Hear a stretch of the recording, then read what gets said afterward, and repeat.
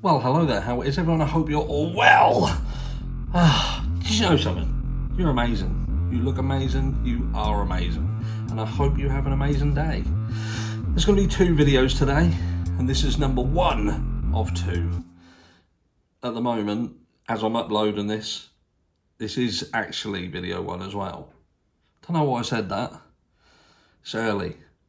But we're going to get straight into the meat and potatoes because sometimes when you're on the search for something, you stumble across something else.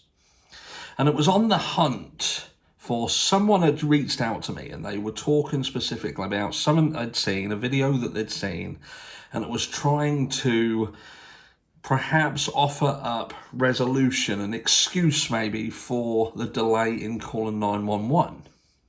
And later on in this video, we'll talk about that and I'll point you in the direction of where you can find it and go and have a look yourself and see what you think. And I'll offer up my interpretation of that and how I feel about that excuse, if you like. But what we're firstly going to talk about is motive. Now, many people turn around, they'll reach out. Whenever we talk about things like this, people will get a little bit shirty and they'll be like, you don't need motive to prove a crime. I don't need it. I just need to have proof, evidence of the crime itself, and the rest is history. Now, yeah, that's absolutely right. Absolutely right that they don't need a motive or an explanation of a motive in order to convict. They certainly don't. But a motive still has to exist for the crime to exist. People murder for reasons. There is reasons behind it, whether it be jealousy, whether it be rage, whether it be, they've been rebuffed by a love interest, retaliation, redemption. There's specific reasons why people kill. And in the Idaho 4 case, there was a reason that this happened. Now, what I mean by reason, I don't mean that it was just, there was something that happened that makes it all okay. But what I'm saying is, whoever did this crime, in their mind, they did it for a reason. There was something that was a catalyst to an event, and this is the outcome. And I wonder whether there are elements of this crime that we have been told about right at the beginning. In fact, it was Annie Elise who came out originally with a potential leak that potentially offered up clues as to exactly what had happened here and exactly what the motive was. And perhaps it does support what many have considered the motive to be all along. But what you then have to consider is whether the motive, if that genuinely is the motive, whether that matches the perpetrator who has been placed before you. Does that make sense? Or could there be someone closer to home? Because that makes more sense. And we're going to dig into that in a second. So what am I talking about? So Annie Elise, right at the beginning, came out and she spoke very graphically about the injuries that were sustained in this crime. Now, at the time, Annie Elise couldn't turn around and say that this was accurate.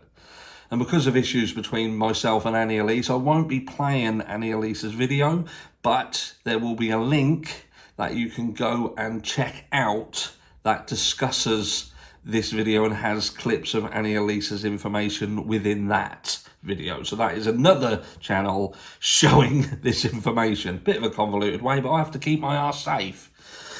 So, yeah, she came out and she was talking about specific elements of this case, things that she had been told by someone who was, this friend of a friend thing, whose partner, husband, whatever, works for law enforcement and had got given this information. I know what you're thinking. Oh, this friend of a friend. But as time has progressed, the information has consistently been shown to be accurate. As much as what we can sort of ascertain by what we were shown and what little there is out there. And you do have to at times read between the lines a bit and make a little bit more sense of it. But the likes of the PCA coming out, because Annie Elise's video was before the PCA too. So this was before many things were even known. So this was a genuine leak. So what are we talking about? We're talking about the fact that, yes, there were specific injuries, but in particular, one of the victims, being Kaylee Gonsalves, seemingly took the brunt of that. I'm not going to go into the graphic details of it, because this other channel and Annie Elise does it perfectly, so I can stay protected. But let's just say Kaylee Gonsalves, the manner with which that is explained and the injuries sustained are heavily supported in the PCA. It also would be supported by Steve Gonsalves, talking about how the injuries massively differed across the victims. And he himself had stated that Kaylee had been assaulted. And it was only recently that this was raised again, and other people had specifically reached out and questioned him because they wanted to know whether, when he talked about assaulting, it was SA, and he said no. So you can guess what sort of sort of assault we're talking about.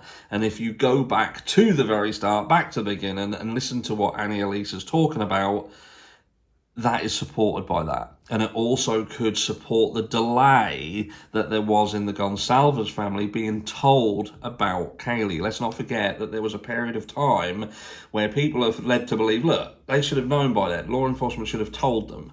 But again, there are clues, there are things that came out early as to why that potentially did not happen.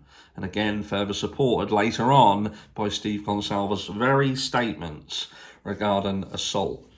So how does this all work? So I look at it like this. You have a situation where somebody goes into that house, they go into the house, they go upstairs, they make their way to what would be Maddie's room. Now, you have to consider that this person expects Maddie to be in her room on her own.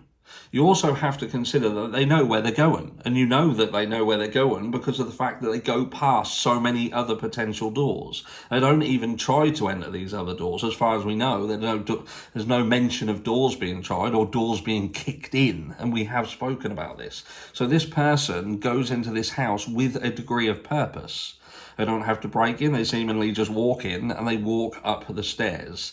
And they go into a room where it all goes wrong. It goes wrong to the point that the knife sheath is left behind, because they are shocked and enraged when they enter that room. Now, what are they shocked and enraged by? Is it just that you have two friends who are laying next to each other as friends, been friends for their entire life, and this person is immediately triggered, immediately triggered. And that anger, that frustration, that rage is taken out on Kaylee. So this is where it splits off into two situations now. Because you've got a situation where, yes, you can contemplate that Maddie was the original target. But what was she a target for?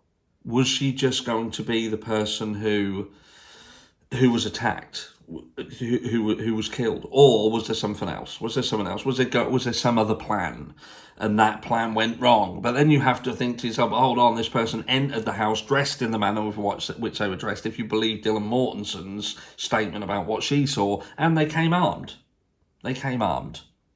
So there must have been ill intent. So then why the rage? Was this a situation where this person had been rebuffed, pushed away, nudged away, told no by Maddie? And in that split second, this person had seen Kaylee and blamed Kaylee. She was the reason why this person was standing in this room now, looking to do what they were doing. And that rage just spilled out and Kaylee took it. Because the other side, like I say, the other fork in the road is that Kaylee was the target.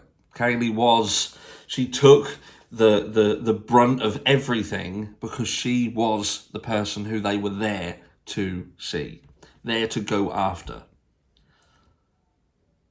But there is often motive. There is often motive shown in the crime scene itself. The things that are seen, the things that you can see the perpetrator did and how they treated specific people.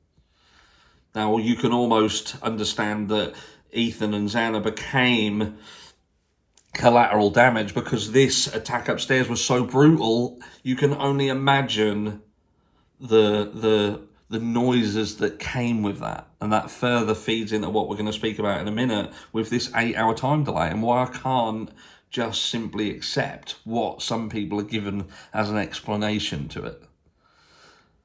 But what do you think? Do you think that when you think back right to the beginning and these explanations given as to what had happened in this crime and who took what injuries, that was a massive indicator right from the start as to why that person was there? But just say it was a situation that the person had been shunned by Maddie and they were there to retaliate. To, if I can't have you, no one's going to have you.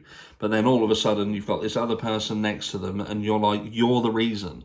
You're the person who has stopped this. Now, could there have been another piece of this puzzle when they walked into this room that further exacerbated that feeling? We don't know. Where, these are young girls and they'd known each other for a long time and they were laying in the bed together. And I don't want to push any specific narrative here whatsoever, but something could have been seen that just sparked that person just to fly into a rage that would be so volatile, so eruptive that the Schieffers left and they storm off, get into another altercation, and that rage that they feel from what they've seen upstairs just fuels more fire. And the two, Xana and Ethan downstairs, cop that. But look, what led us to here? This was all originally, someone had reached out to me and told me to go and check this channel out because they were talking about Dylan Mortensen. And look, they turned around and said, this person is saying maybe the delayed call, the 911 call was delayed because Dylan Mortensen thought that she saw Ethan. And the person that she saw clad in black was in fact Ethan. And they go on to talk about the PCA itself and whether the verbiage within that actually alludes to the fact that she had told them, she had offered up an explanation that she believed this person was Ethan, and that's why nothing happened. Now, my argument to that, and again, I want you to go and watch the video. The link is in the description. And once you've done that, it's only a short video, about 14 minutes long. It's not a massive, great live, but go and check it out and then come back and let me know what you think about what we've spoken about and how this all plays in together. But yeah, with respect of what I think about it, I don't think we want there to be an excuse. We want there to be an explanation, and I can't give one. And I can't give one to Dylan because I think about these crimes. I think about each individual person that lost their life and how they lost their life. And I think about the noise. I think about what these kids went through and how that would have looked in this house. And I can't fathom how this could have happened. Like, you'll understand more when you go and watch this other video and you recap on what you heard earlier. You might already remember what Annie Elise said. You might know exactly what I'm talking about already. But certainly if you don't, when you click that link and you've watched that video, you will further perhaps understand why there are so many questions surrounding this case. If them leaks were accurate, the injuries were accurate, you've got to consider time, you've got to consider the noise, you've got to consider delays. There's just so much that then raise questions. And you can understand more why the likes of myself, why the likes of Steve Gonsalves feel that there's potentially more people involved as well. Because you think, okay, if the time frame is a time frame that you're given, how did all this happen in such a small space of time done by one person? And why didn't anybody leave that house? Why didn't anybody walk away? Let me know down below. I'll catch you all at the next one.